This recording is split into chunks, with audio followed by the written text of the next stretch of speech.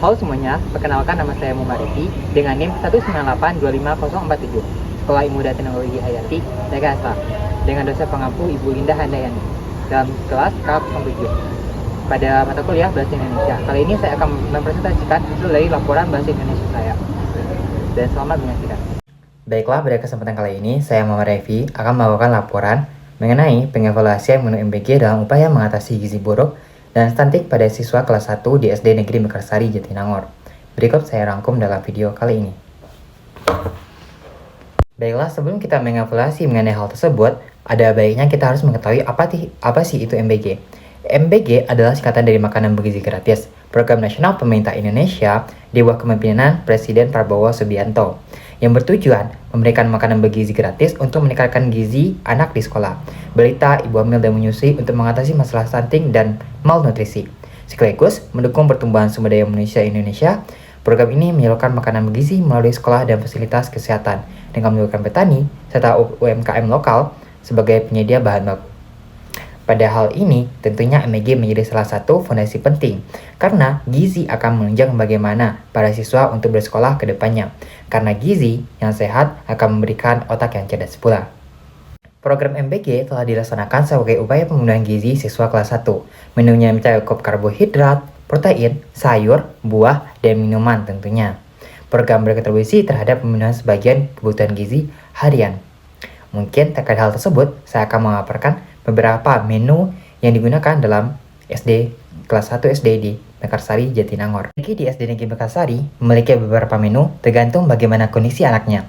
Pada kondisi pertama, yaitu pada siswa yang alergi mie, dengan kandungan energinya sebesar 402,76 kcal, yang dimana kebutuhan gizi seorang yang berada di kelas 1 SD yaitu rentan umur 6-7 tahun adalah sekitar 1400 sampai dengan 1800 kalori, yang dimana pada menu MBG ini sudah mencakup sebagian kalorinya sebesar 3,5 kalori, yang dimana hal ini berarti itu sudah memenuhi menu makanan per makanan yang telah dia konsumsi, yang dimana menu makanan lainnya akan dilengkapi di rumah. Setidaknya ini sudah berkontribusi sebesar 1/3 dari kebutuhan energi yang dibutuhkan oleh anak kelas 1 SD.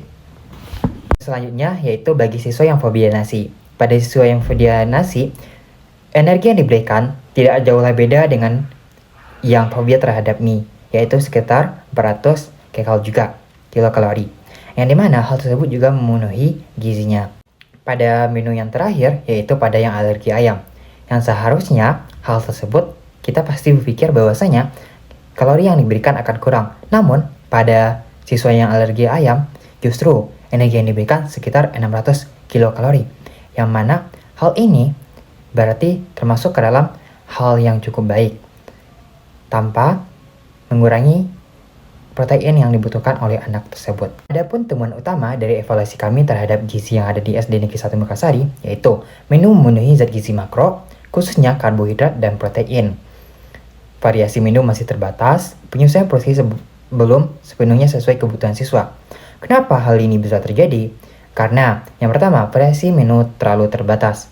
Adanya batas biaya yang digunakan maupun sumber daya manusia yang memasaknya tidak memiliki menu yang lebih variatif, itu juga menjadikan hal tersebut terjadi. Yang kedua, penyesuaian porsi belum sepenuhnya sesuai kebutuhan siswa. Seperti yang kita amati di antara ketiga hal tersebut adalah banyaknya kilokalori atau energi yang diberikan adalah pada siswa yang fobia ayam atau tidak suka ayam atau alergi pada ayam. Dan kenapa itu bisa terjadi? Berarti tidak adanya penyesuaian kalori yang sama antar MBG yang diberikan. Adapun saran dari kami yaitu pertama, adanya evaluasi rutin pelaksanaan MBG. Yang kedua, perencanaan menu berbasis AKG, peningkatan variasi menu dan penyesuaian porsi. Kenapa evaluasi rutin pelaksanaan MBG diperlukan? Pertama, evaluasi harus digunakan karena kita harus mengetahui seberapa banyak dan konsistensi energi atau protein yang diberikan dalam makanan tersebut. Dan yang kedua, kenapa harus dilakukan secara rutin? Berarti itu juga berkaitan dengan efisiensi keuangan yang digunakan oleh orang dalam MBG tersebut. Kenapa perencanaan menu berbasis AKG yang dibutuhkan? AKG adalah angka kecukupan gizi, yang dimana angka kecukupan gizi harus kita evaluasi sebelum melakukan atau membuat menu yang akan kita gunakan. Hal tersebut sangatlah penting. Kenapa hal tersebut bisa sangat penting? Yang pertama, AKG angka kebutuhan gizi. Angka kebutuhan gizi harus disesuaikan antar siswanya, terutama antara kelas 1 sampai kelas 3. Walaupun perbedaan umur mereka tidak jauh, namun kita juga harus mengatur penambahan kalori atau protein atau energi yang dibutuhkan oleh kelas selanjutnya. Sebagai penutup, program MBG berpotensi mendukung status gizi siswa. Kenapa dia bisa mendukung status gizi siswa? Yang kita sama ketahui bahwasanya kebutuhan, keuangan, dan ekonomi setiap orang sangatlah berbeda. Banyak siswa yang tidak makan pada siang harinya, terkadang dia sudah melewatkan waktu sarapan di rumahnya, dan dia tidak terjadinya pemenuhan gizi. Dan kadang para siswa hanya makan pada waktu tertentu saja atau satu kali membeli makanan yang ringan di sekolah. Dan hal ini juga bisa mengurangi kebutuhan keuangan yang akan dikeluarkan oleh keluarganya. Dan optimalisasi diperlukan melalui perencanaan dan evaluasi sistematis. Kenapa optimalisasi diperlukan? Hal ini sangatlah diperlukan sebagaimana agar terjadinya keefisienan dalam menu MBG hal tersebut. Mungkin evaluasi dan hal lainnya harus ditindaklanjuti oleh sekolah. Dan program ini adalah program yang baik, namun tidak menutup kemungkinan bahwasanya hal ini tidak dapat menunjukkan hal yang signifikan dalam mengatasi stunting. Kenapa? Sama-sama kita ketahui bahwasanya stunting tersebut dipengaruhi ketika seseorang siswa atau seseorang yang dimana pada masa kritis atau pada masa dia awal-awal berkembang. Hal tersebut juga berkaitan ketika dia hamil dan juga berkaitan ketika dia lahir menuju balita maupun batita. Sehingga kebutuhan energi ini juga memberikan dampak yang positif.